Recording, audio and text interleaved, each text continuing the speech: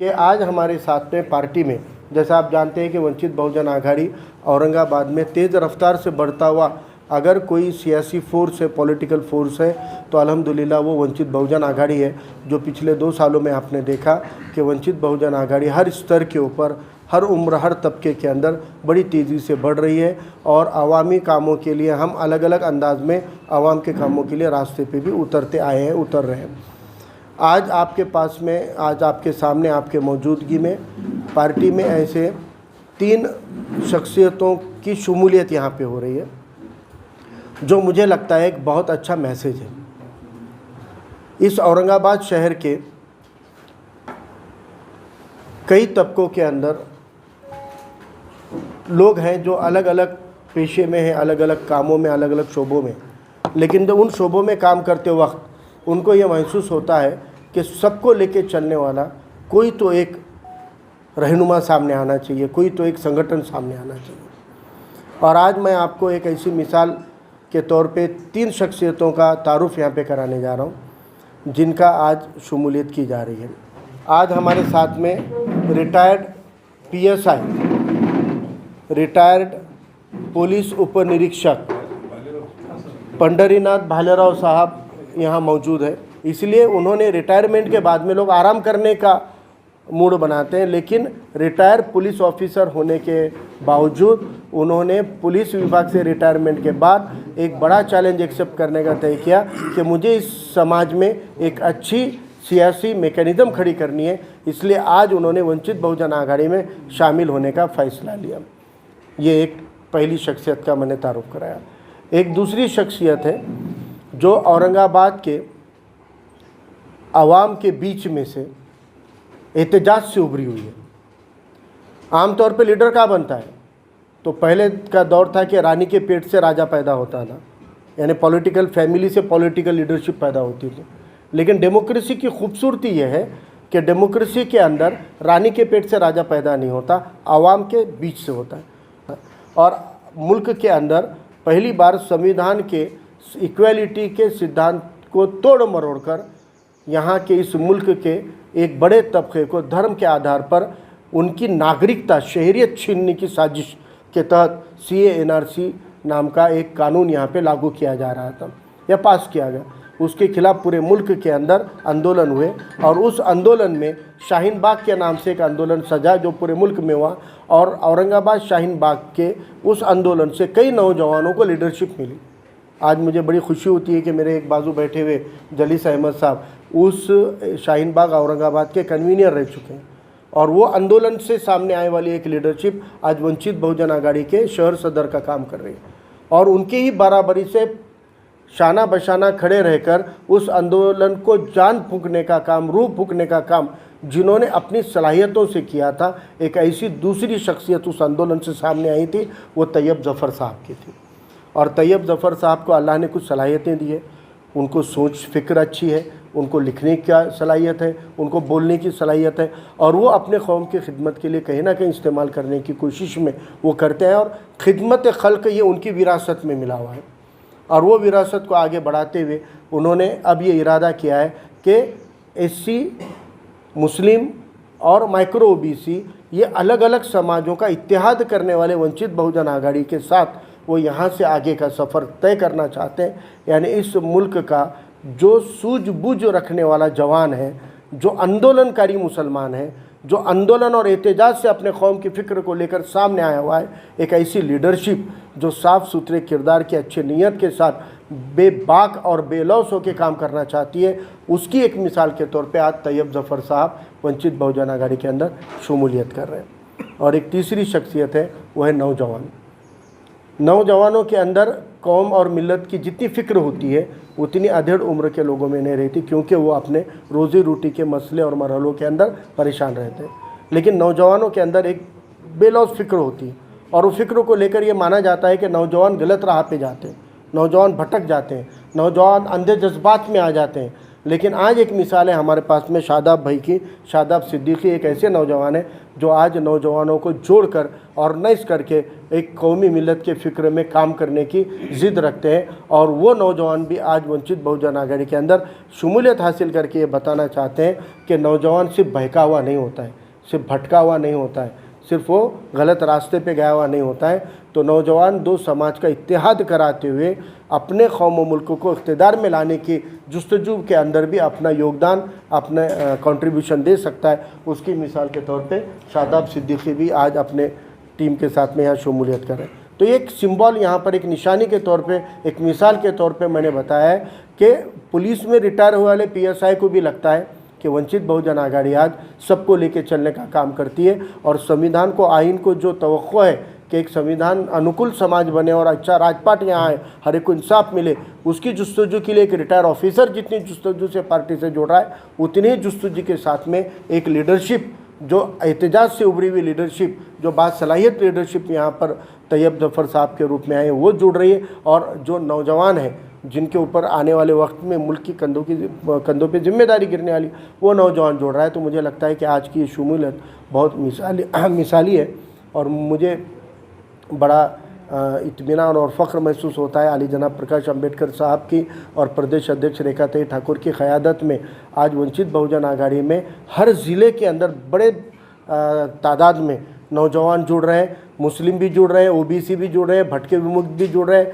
और micro OBC भी जुड़ रहे हैं, और ST भी जुड़ रहे हैं। ये बड़ी बात है कि अभी हाल ही में मैं नांदेड़ में 3 दिन पहले सैकड़ों नौजवानों की शमूलियत का प्रोग्राम करके लौटा हूँ, और उधर हम नांदेड़ में शमूलियत ले रहे थे तो योगेश बन जो जिलाध्यक्ष है वंचित बहुजन आघाड़ी के, उन्होंने दौलताबाद खुलदाबाद में सैकड़ों मुस्लिम नौजवानों का प्रवेश हाल ही में किया है।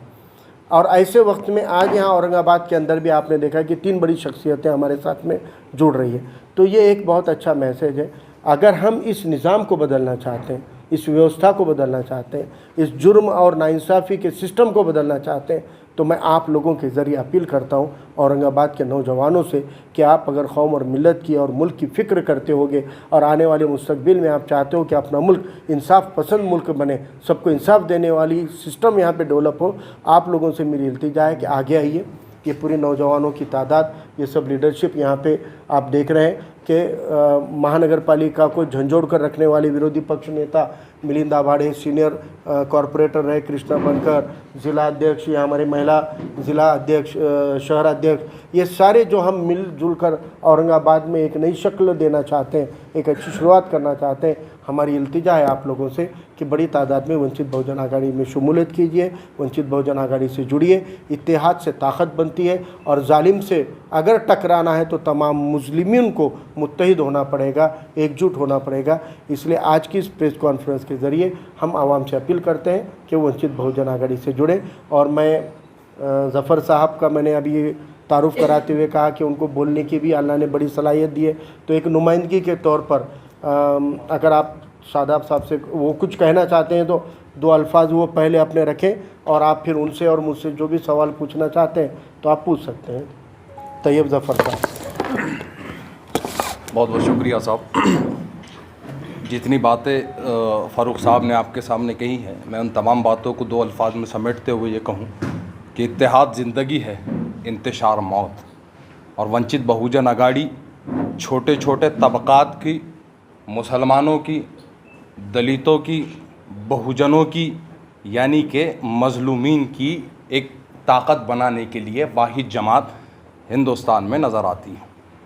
ऐसी जमात के साथ जुड़ना ये इस बात का सबूत है कि हम लोग संविधान को बचाना चाहते हैं, हम लोग इस कानूनी व्यवस्था को बना के रखना चाहते हैं। और एक अहम बात जो मैं ये आज की प्रेस कॉन्फ्रेंस में बताने में ज़रा भी नहीं झिझकूँगा, वो ये है कि हमारी क़यादत ख़त्म होती जा रही है और हमारी तर्जुमानी हुकूमतों के सामने बिल्कुल ख़त्म हो चुकी है। क़यादतें कम हो रही है और तर्जुमानी ख़त्म हो रही है। और ये क्यों हो रहा है?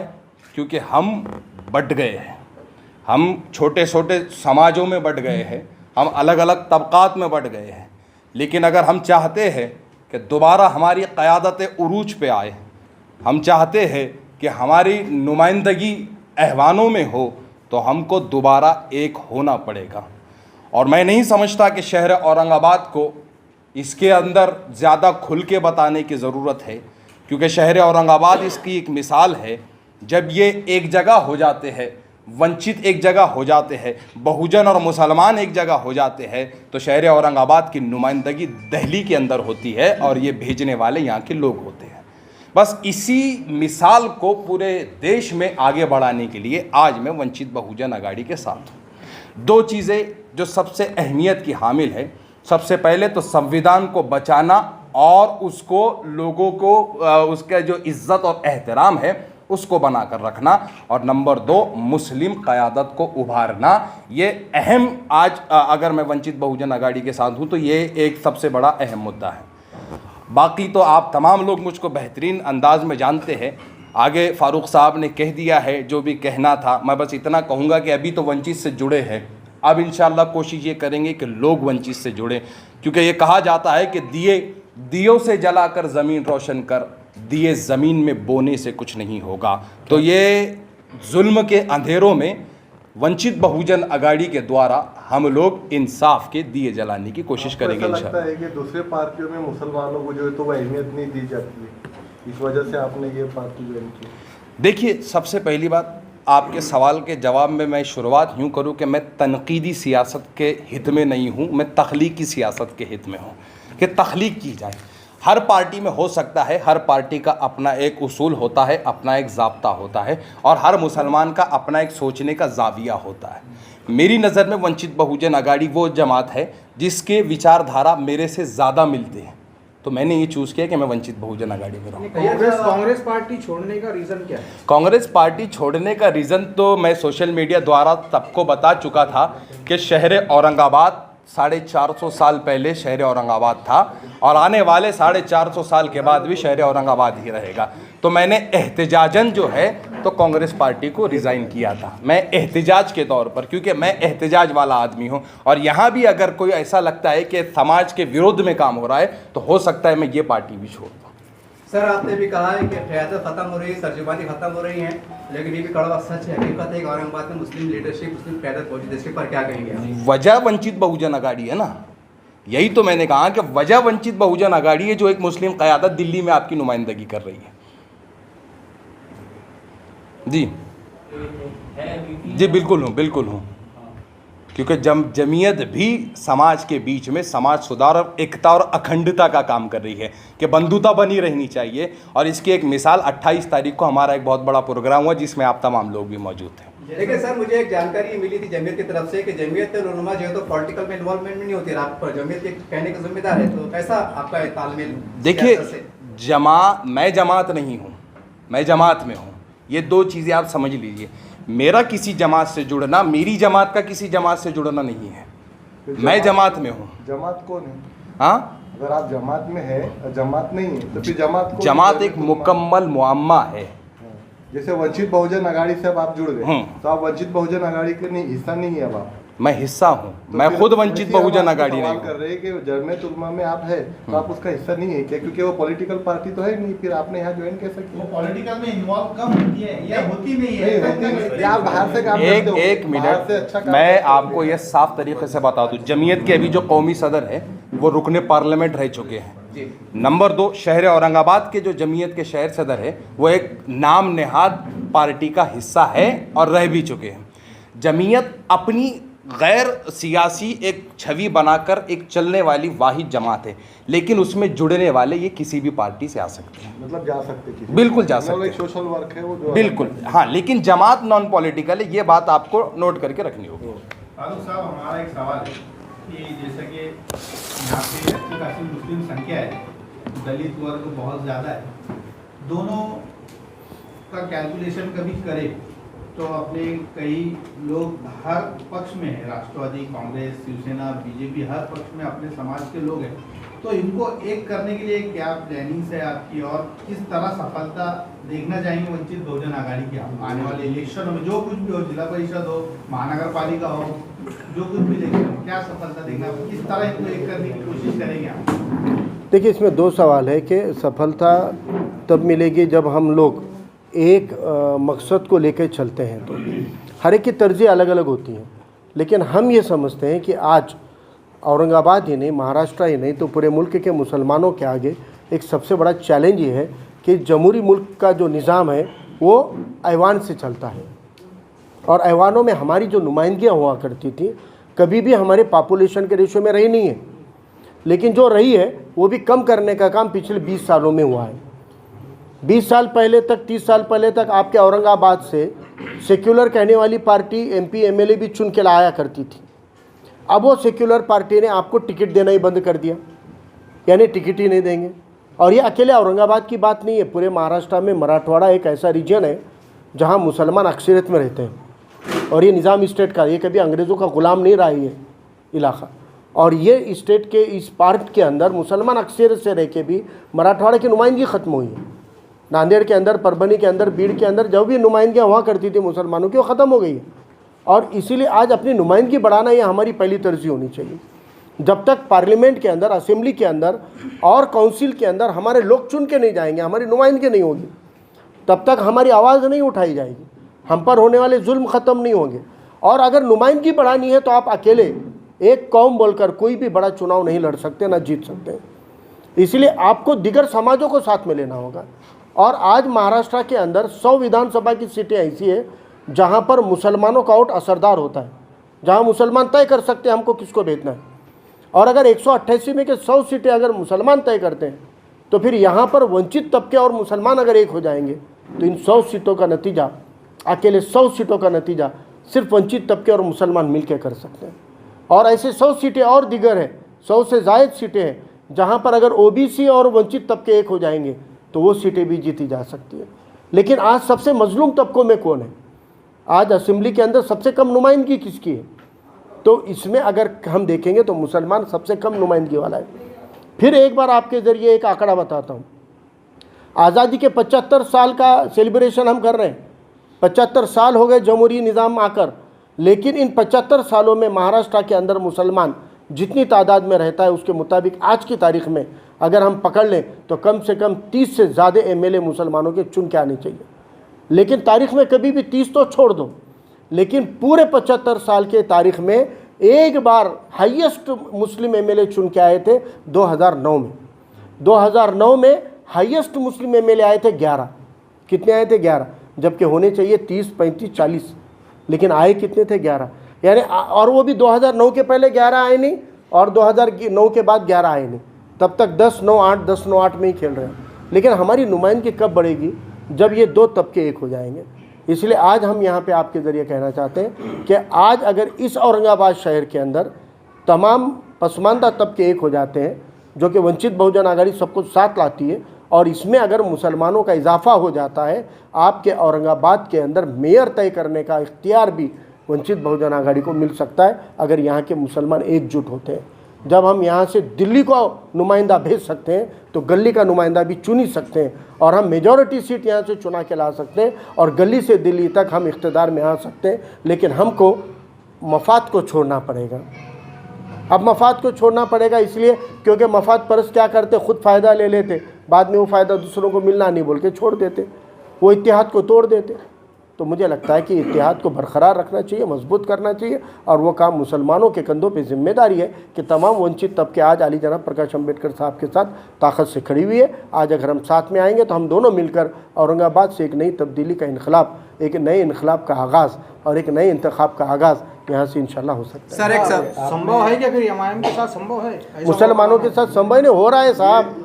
आपको मैं ये बता रहा हूँ कि मुसलमान डायरेक्टली जब वंचित में शमूलियत कर रहे हैं, जब अच्छी साफ़ सुथरी, आपको हम ऐसे साफ़ सुथरे किरदार के लोग सामने खड़े कर रहे हैं कि आप यहाँ जलीस अहमद साहब को ले लीजिए, तैयब ज़फ़र साहब को ले लीजिए, शादाब सिद्दीकी को ले लीजिए, हर उम्र तबके के लोग आपके सामने खड़े करेंगे। बड़ी तादाद में मुसलमान वंचित में आ रहे हैं, तो हमको अब एजेंट से ज़रिए क्यों आना चाहिए भाई? और उनको आजमा लिया ना आपने, गली से लेके आपने उनको नगर सेवक बना दिया, आमदार बना दिया, लौकादार बना दिया, आजमा लिया ना, क्या डेवलपमेंट हुआ देख लिया ना।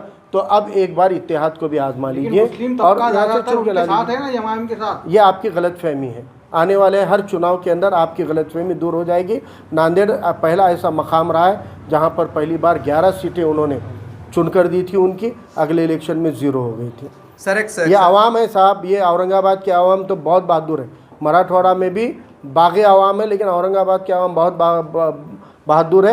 दूसरी जगह तो भी डरते थे कि भाई कांग्रेस को वोट नहीं दिए तो बीजेपी आएंगे, इनसे आएंगे। औरंगाबाद की आवाम ने कभी परवाह नहीं की, उसने कांग्रेस राष्ट्रवादी का मुत्तेबादिल ढूंढ के निकाला था। आज अगर वो मुत्तेबादिल भी अगर उनको डेवलपमेंट और इंसाफ नहीं देता होगा तो वो नया मुत्तेबादिल भी ढूंढने की और उसको पसंद करने की ताकत औरंगाबाद की आवाम तो में। और आपको क्या लगता है इमाम को छोड़ के जो मुस्लिम तबका जो बड़ा जुड़ावा है वो आपके साथ आ जाएगा आने वाले आ चुका है। इलेक्शन होने दो।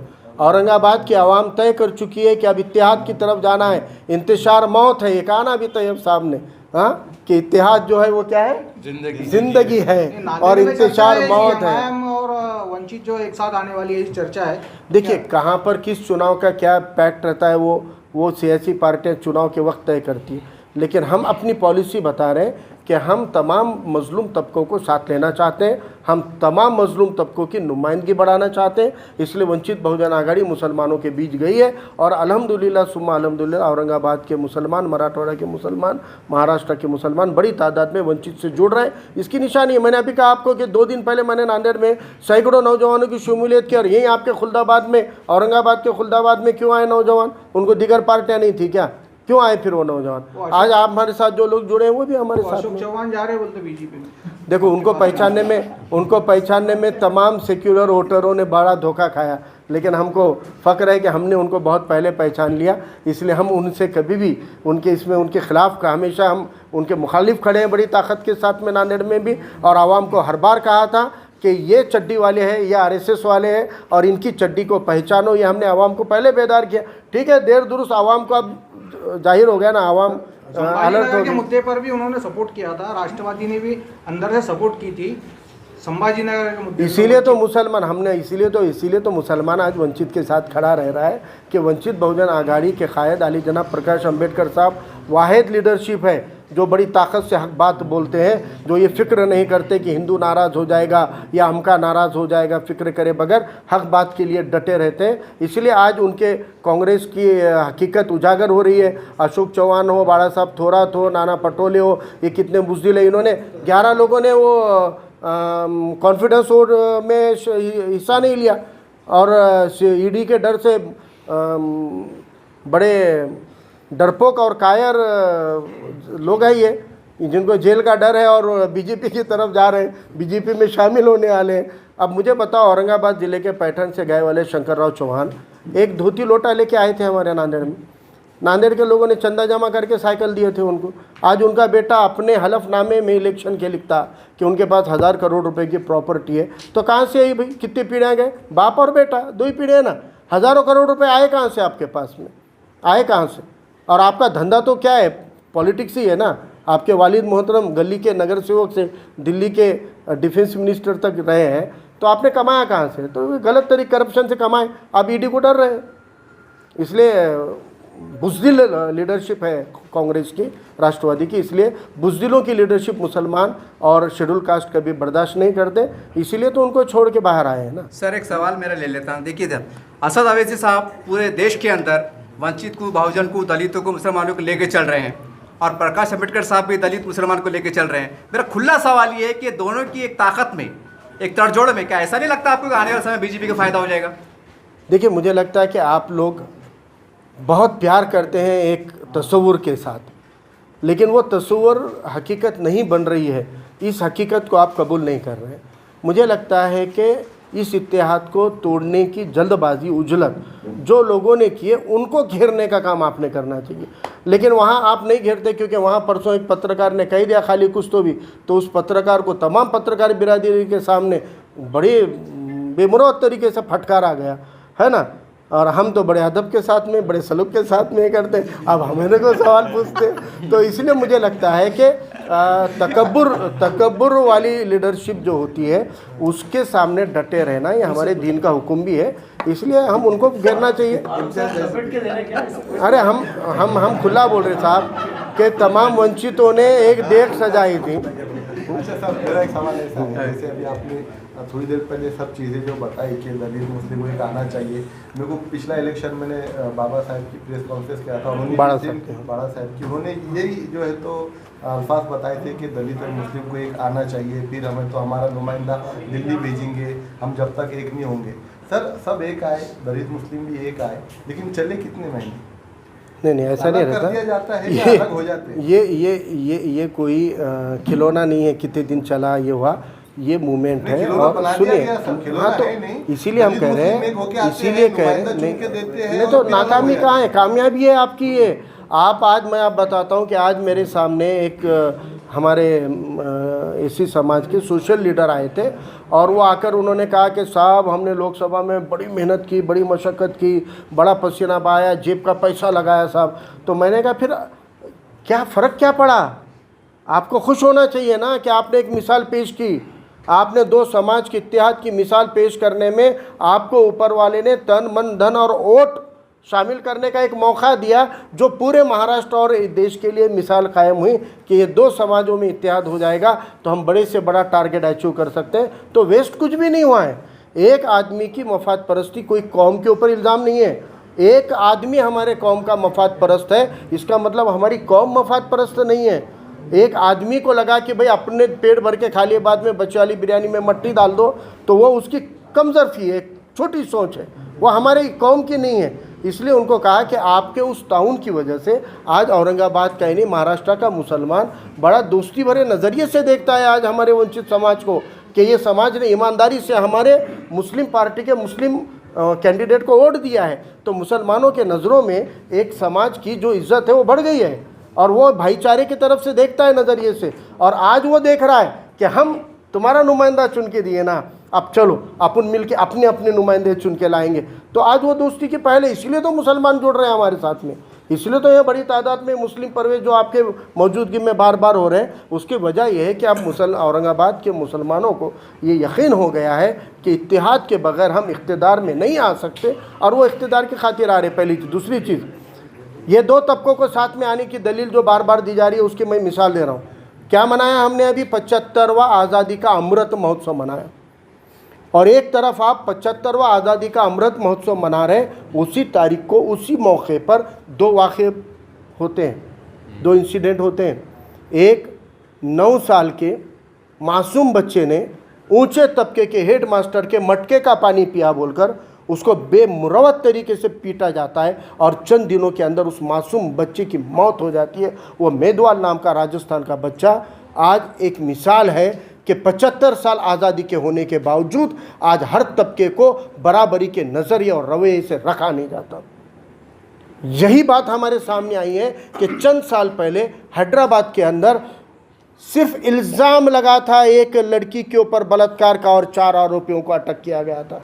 आरोपी थे, मुजरिम साबित नहीं हुए थे, अदालत में पेशी नहीं हुई थी, सिर्फ अरेस्ट हुआ था, और पुलिस ने उनको गोलियों से भून कर एनकाउंटर कर दिया। और पूरे मुल्क के अंदर तबके बोल रहे हैं कि उसकी तायद में लोग उतर गए थे कि रेपिस्ट के साथ में ऐसा ही होना चाहिए, रेपिस्ट को ऐसा ही सबक सिखाना चाहिए। ये बोलने वाले तबके आज इस 75वें अमृत महोत्सव के वक्त में बिल्किस बानो पे बलात्कार करने वाले दोषियों को अदालत में साबित करके सज़ा दी गई, और सज़ाए आफ्ता रेपिस्ट को जेल में से कानून का दुरुपयोग करके, गलत इस्तेमाल करके बाहर लाकर टीका और फूलों की बरसात हो रही है, तब लेकिन वो लोग खामोश है जो इनकाउंटर का समर्थन कर रहे हैं। यानी आज अगर रेप होने वाली महिला, अगर मज़हब और ज़ात देकर आप उसके ऊपर नाइंसाफ़ी तय करने वाले हो, आज एक मासूम नौजवान को पानी पीने का इख्तियार उसका ज़ात देकर देने वाले होंगे, तो आज ये दो तबकों को एकजुट होकर दिगर तबकों को साथ में लेकर इख्तिदार में आना कितनी बड़ी ज़रूरत है, इस बात को हमको खुद को सोचना पड़ेगा। ये किसी एक कायद के मफाद में नहीं है, ये किसी एक कौम के मफाद में नहीं है। कौम को बचाने का वक्त गुजर गया, आप तुम कुछ नहीं करोगे, आप अकेले लड़के भी कौम को नहीं बचाओगे। बचाना है तो मुल्क को बचाओ, बचाना है तो संविधान को बचाओ, बचाना है तो लोकशाही को बचाओ, जमहूरियत को बचाओ, और वो आप अकेले नहीं कर सकते, दिगर तबकों को लेके करना पड़ेगा। इसलिए हम अपील करते हैं आपके ज़रिए कि इन तमाम मजलूमीन के साथ में आ जाइए, वरना आज हर औरत, हर बलात्कार पीड़ित औरत बिल्किस बानो के अंदर अपना किरदार ढूंढ रही है। आज एक औरत जो अपने आप को अपने माँ बाप के घर में महफूज नहीं समझती है कि कब क्या दंगे होगा और कब हमारे साथ में क्या वाक़या होगा, ये खौफ आज एक हर औरत के अंदर है। वो खाली मुसलमान औरत के या इसी औरत के दिल में नहीं है, ये हर औरत के दिल में। लेकिन जो माहौल बनाया गया है, इसका अगर जवाब देना चाहते हो तो दस्तूर ने, आइन ने, संविधान ने सभी मज़हब के लोगों को हक़ और इंसाफ के लिए जो एक संविधान का अधिकार दिया है, उसको बचाने के लिए हमको सबको एक साथ आना पड़ेगा। इसलिए हम कहते हैं कि सबसे ज़्यादा मजलूमीन के तौर पे दलित मुसलमान पहले एक हो जाएं, फिर माइक्रो ओबीसी आपके साथ खड़ा होगा और ओबीसी, एससी और मुसलमान एक हो जाएंगे तो गली से दिल्ली तक आपकी हुकूमत रह सकती है। सर एक आखिरी सवाल ले लेते हैं। आज महाराष्ट्र में गठबंधन का बड़ा बोलबाला है, हर ये जगह आपका आखिरी है कि सबका आखिरी? ये मेरी तरफ से आखिरी सवाल है।